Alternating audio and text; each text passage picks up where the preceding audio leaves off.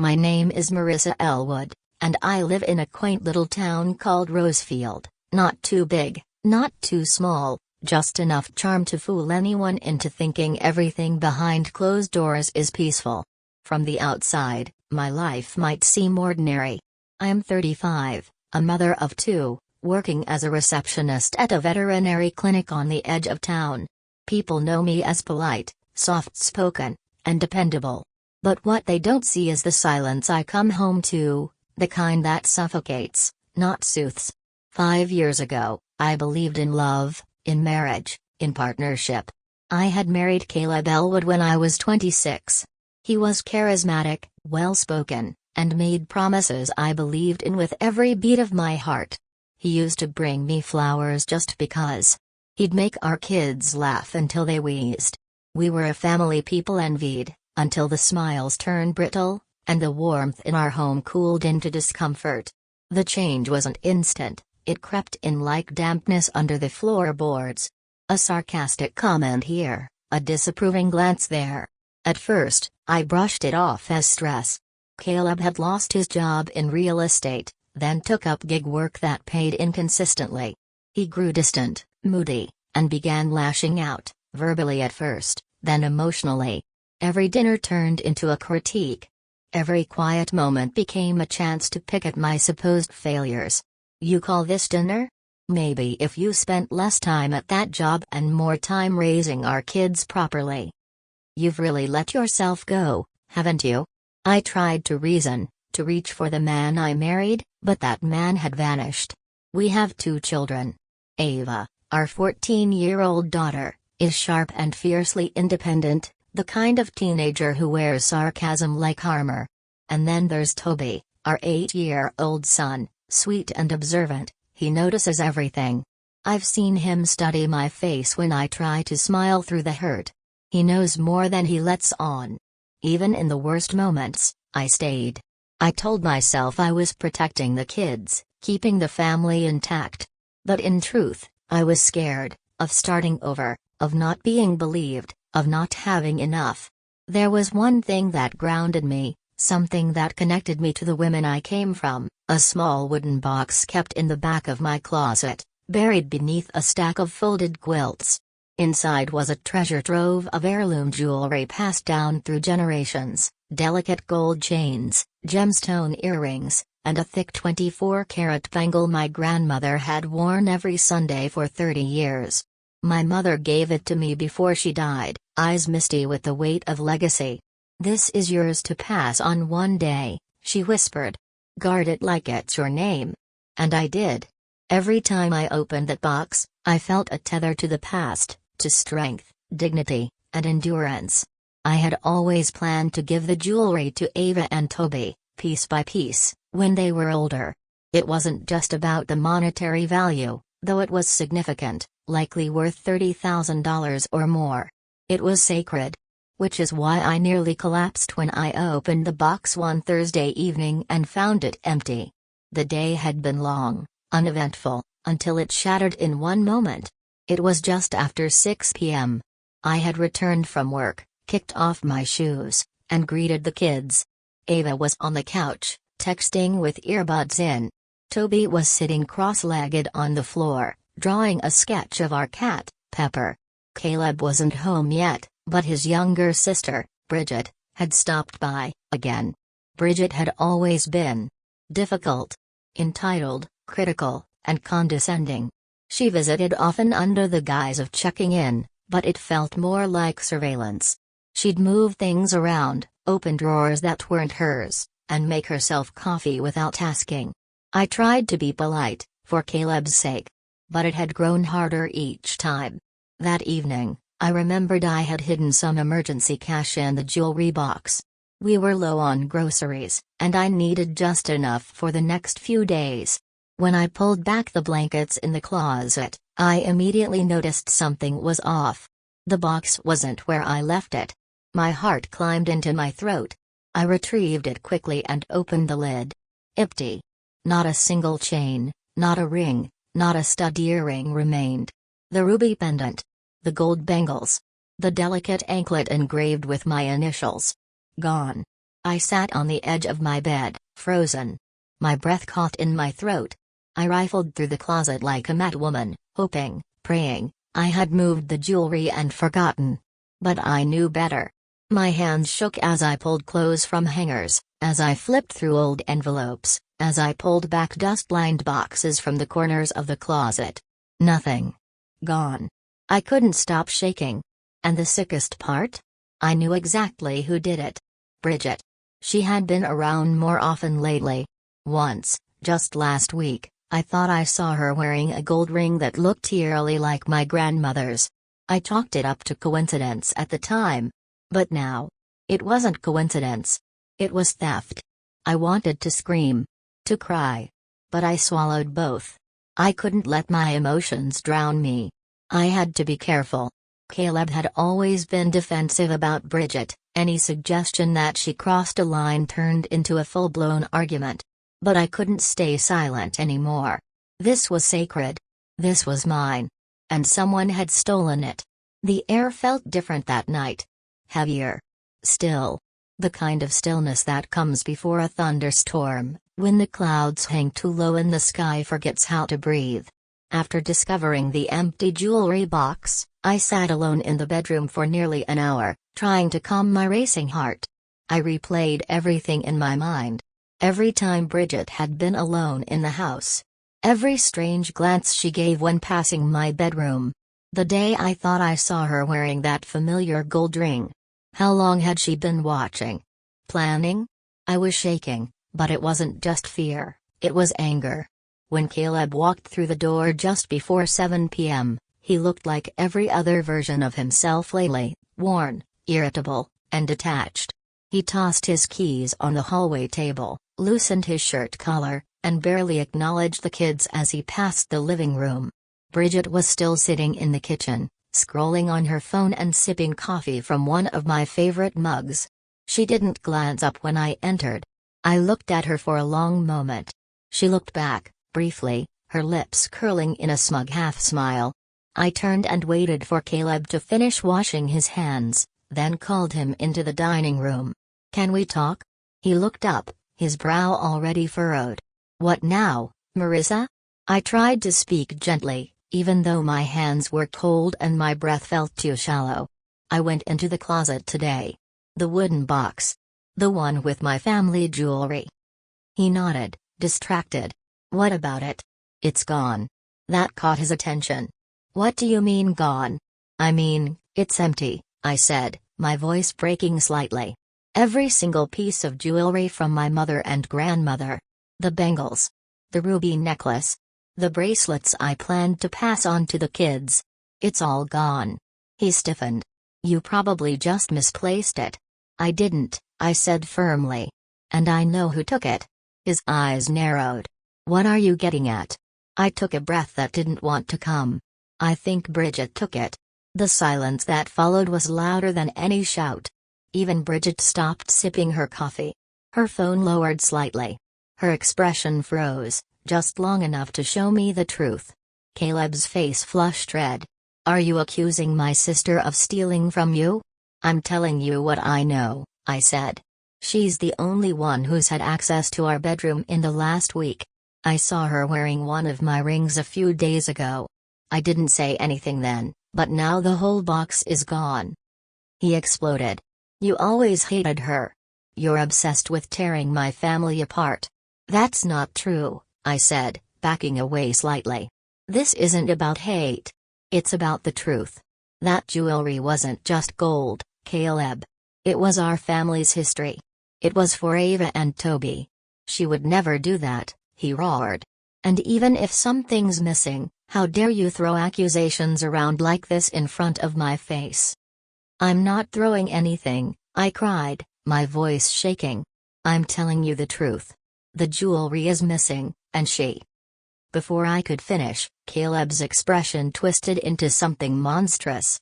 In one terrible, fluid motion, he turned toward the table, grabbed the heavy ceramic fruit bowl sitting in the center, and slammed it against the side of my head. The world cracked. The pain was instant, white hot and blinding. I fell sideways, my vision spinning as the bowl shattered beside me. I heard the pieces hit the floor like echoes underwater. My ears rang. I could feel something warm running down the side of my face. Blood. My body couldn't move. But then, through the haze, I heard the smallest voice cut through the air. "Mom? Toby." He was crying, his hands on my shoulders, shaking me gently. I wanted to tell him I was okay, but my mouth couldn't form the words. Then I saw him, rushing to the counter, grabbing the phone with shaking fingers. I had taught him what to do. I never thought he'd have to use it. He dialed.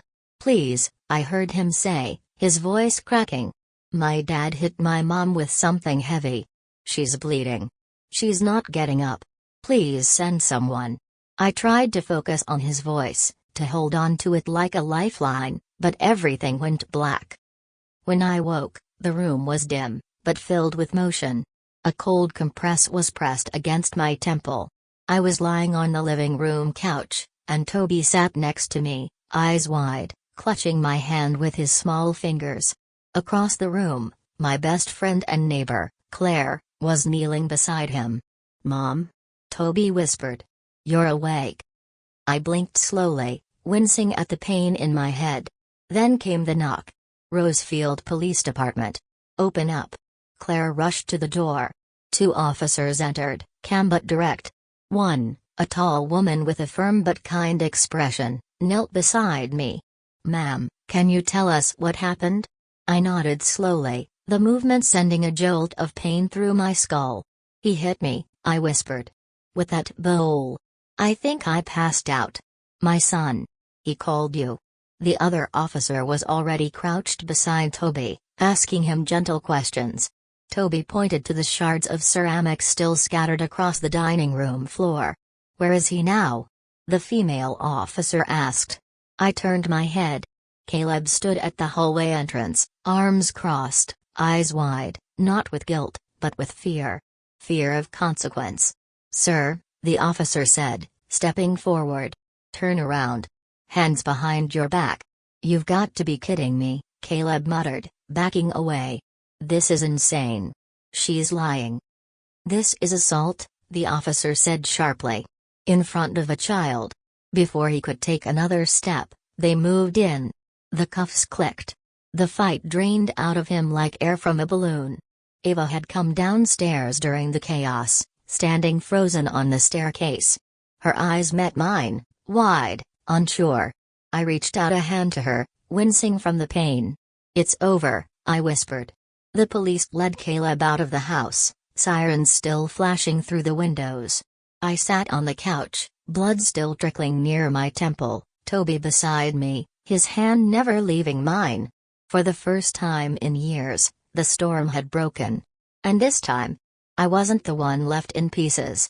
The emergency room smelled like antiseptic and exhaustion.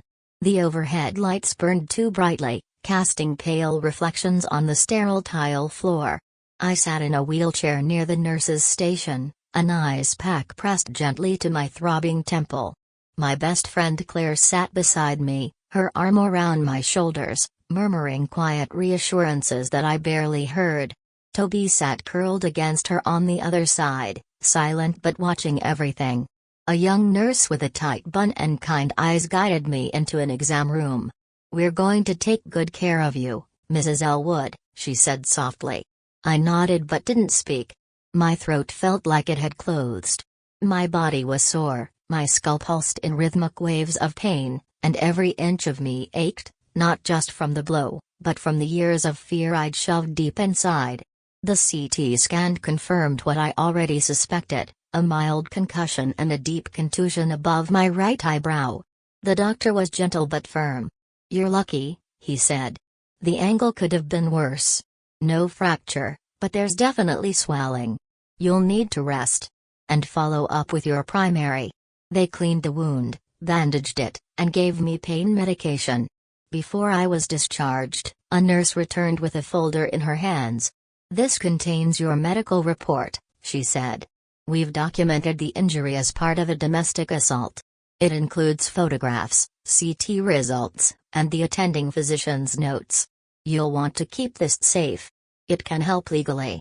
I took the folder with shaking hands. For the first time in a long time, I felt something unfamiliar, validation. Someone believed me. Claire helped me into the passenger seat of her car. Toby sat in the back, gripping the hospital blanket they'd wrapped around him like armor. The drive home was quiet. My mind raced with questions I didn't have the strength to answer. What happens next? Would Caleb be released? Would I have to see him again? How would I protect the kids? But then I remembered the file in my lap. The documentation.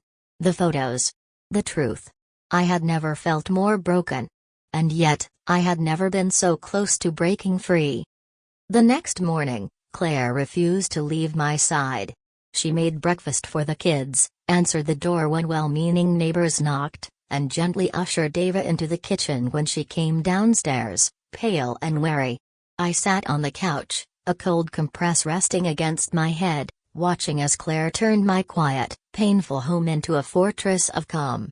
"You need to press charges," she said later, sitting across from me with a steaming mug of chamomile tea in her hands. "I already gave the police my statement. You need to do more. You need a lawyer. You need a restraining order. And you need to file for divorce, Marissa." I looked at her. Really looked at her. "I don't know how." "You do," she said gently.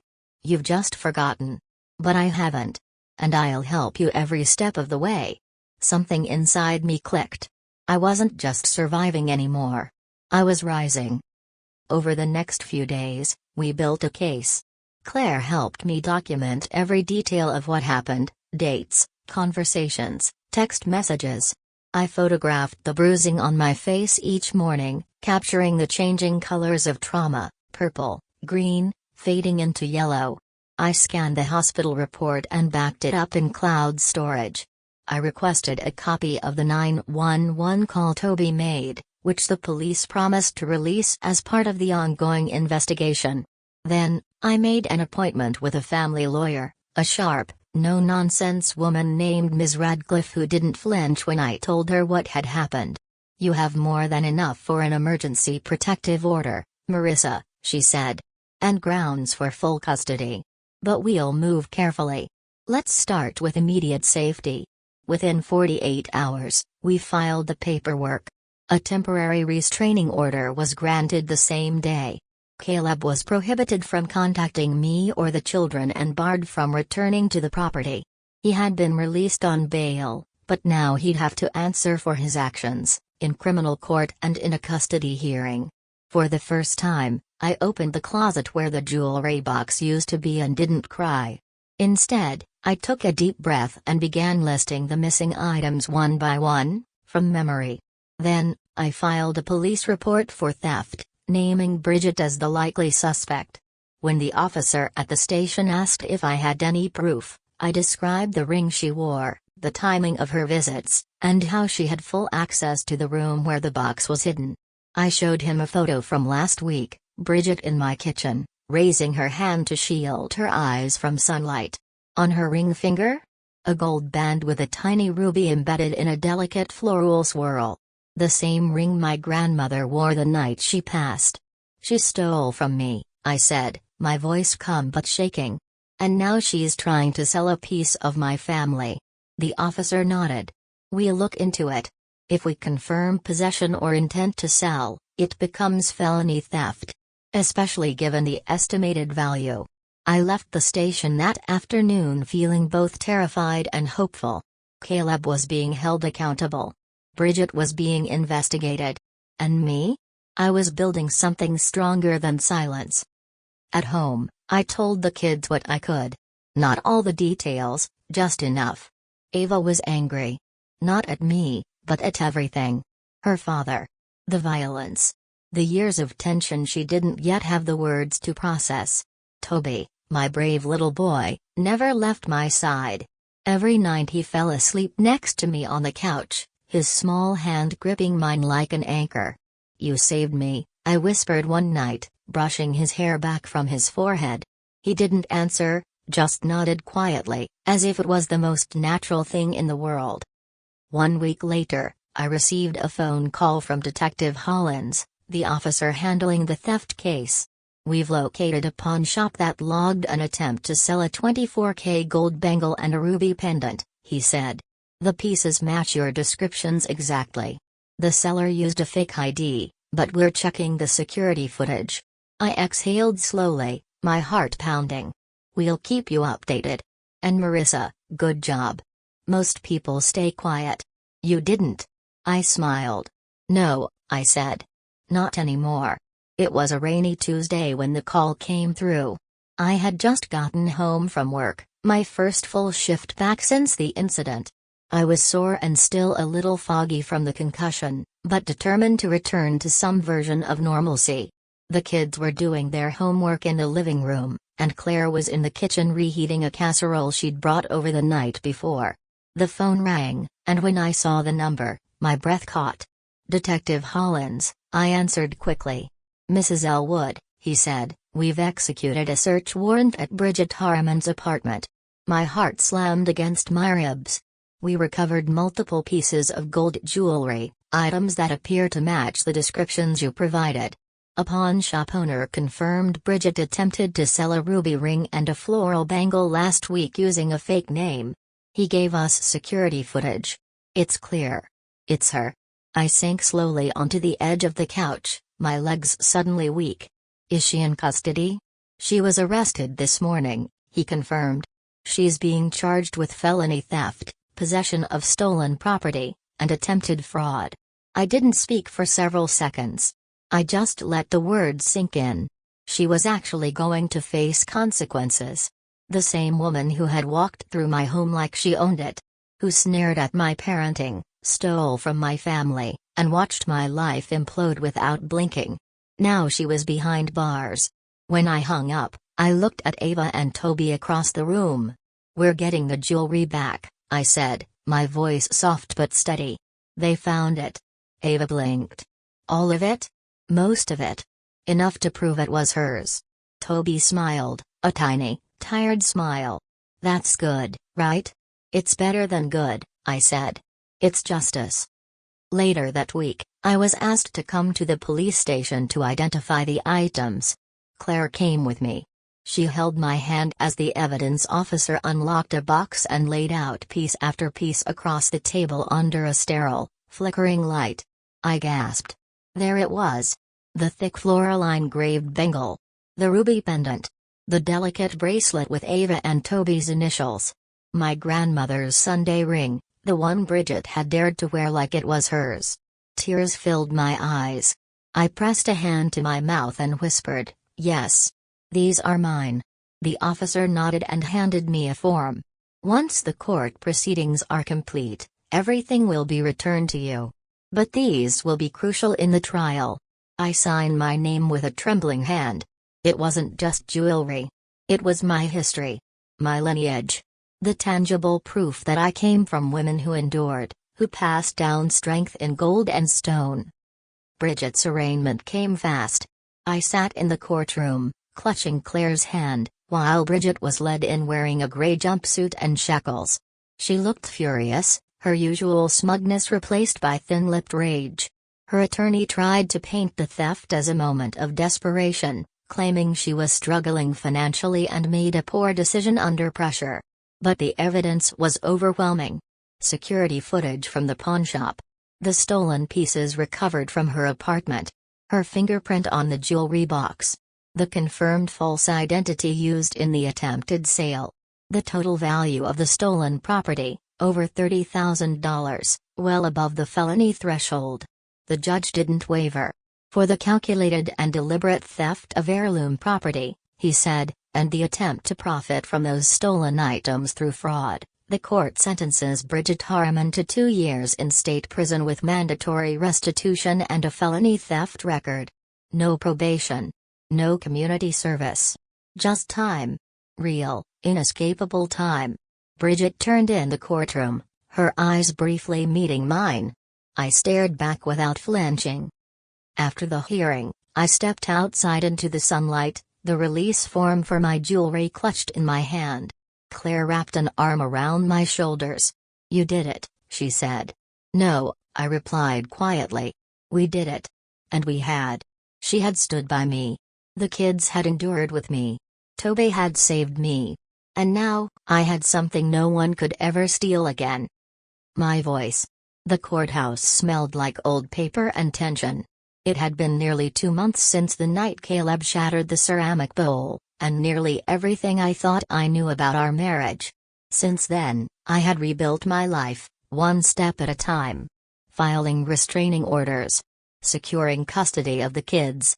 Reclaiming my stolen jewelry. Preparing legal documentation. It had all led to this final hearing, the assault trial. Caleb stood across the room, flanked by his attorney, dressed in a suit that looked like it hadn't been pressed in weeks. His wrists weren't in cuffs, but he looked smaller than I remembered. Gaunt. Hollow. But it wasn't guilt that painted his face, it was the fear of losing control. I sat on the opposite side of the courtroom, Claire at my left and my lawyer, Ms. Radcliffe, to my right. Ava and Toby weren't here today. I didn't want them in the room when I had to relive everything. They knew what happened. That was enough. The judge called my name. I stood slowly and walked to the witness stand. Mrs. Ellwood, the prosecutor began, can you walk us through the events of the night of the incident? I took a deep breath. I spoke clearly, calmly. I told them about the missing jewelry. About my suspicions. About the moment I confronted Caleb, and how the conversation escalated. I described how he grabbed the ceramic bowl, how I didn't even have time to shield myself before it shattered against the side of my head. I told them what it felt like to hit the ground. The dizzying pain. The blood. The scream I heard from my son. And then. I spoke about Toby. How old is your son? The prosecutor asked. 8, I replied, voice thickening. And what did he do that night? He saved my life, I said. He grabbed the phone. He called 911. He stayed by me the whole time. My voice cracked. I cleared my throat and continued. I had always prepared him for emergencies, but I never thought the emergency would be his own father. He didn't panic. He didn't run. He was braver than most adults I've ever known. The prosecutor nodded and introduced the 911 recording into evidence. They didn't play the full thing in court, but the judge had reviewed it in advance. It was already part of the case. Then came the medical report, the documented concussion, the contusion, the photos of the bruising and stitches. The officer's account of the arrest. The domestic violence record. When I stepped down, I looked at Caleb. He looked away. The defense tried to argue provocation. They called it an emotional overreaction.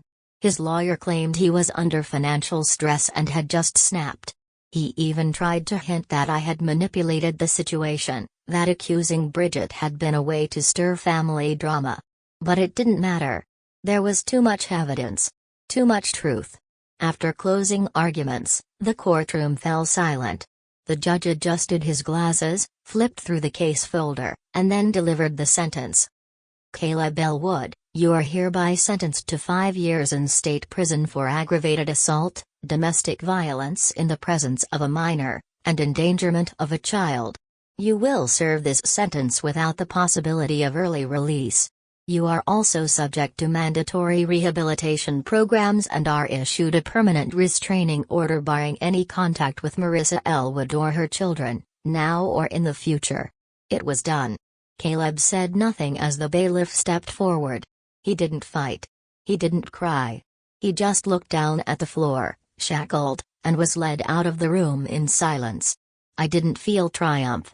I felt release. That afternoon, I signed the final divorce papers in a quiet office overlooking the courthouse square. I no longer wore my wedding ring. I hadn't in weeks. When I walked out, Claire was waiting with Ava and Toby. They stood beside the car, sunlight catching the breeze in Ava's hair. It's over, I said, approaching them. Ava reached for my hand. You look different, she said softly. I feel different. The weeks that followed brought a calm I hadn't felt in years. The house no longer felt haunted by unspoken arguments or slammed doors. There was laughter again. Music. Space to breathe. Ava softened. Her sarcasm didn't vanish, but the anger behind it did. She started sitting beside me during movies again, sometimes resting her head on my shoulder like she used to when she was little. Her walls were still up, but they had cracks now. Places where light could enter. Toby was. Toby. Brave. Gentle. Thoughtful. He still asked a lot of questions, but now they were curious, not fearful. "Do you think people can really change?" he asked one evening as I tucked him in. "I think some do," I said. "And some don't. But the most important thing is knowing when it's okay to let go." He nodded, then wrapped his arms around me. "I'm glad you're okay, Mom." "I'm okay because of you," I whispered, holding him close. "You were my hero." 1 month later, I reclaimed the jewelry. Detective Hollins met me at the evidence office, carrying a small sealed container. Inside, every piece had been carefully catalogued, cleaned, and returned. I ran my fingers over the gold bangle. The ruby pendant. The bracelet with Ava and Toby's initials. They still shimmered, still held warmth. But now they carried something new: freedom. This wasn't just my family's legacy anymore. It was a symbol of everything I had fought for. Claire and I celebrated quietly one night on the back porch. The sun was dipping behind the treetops, the sky bathed in soft oranges and violets.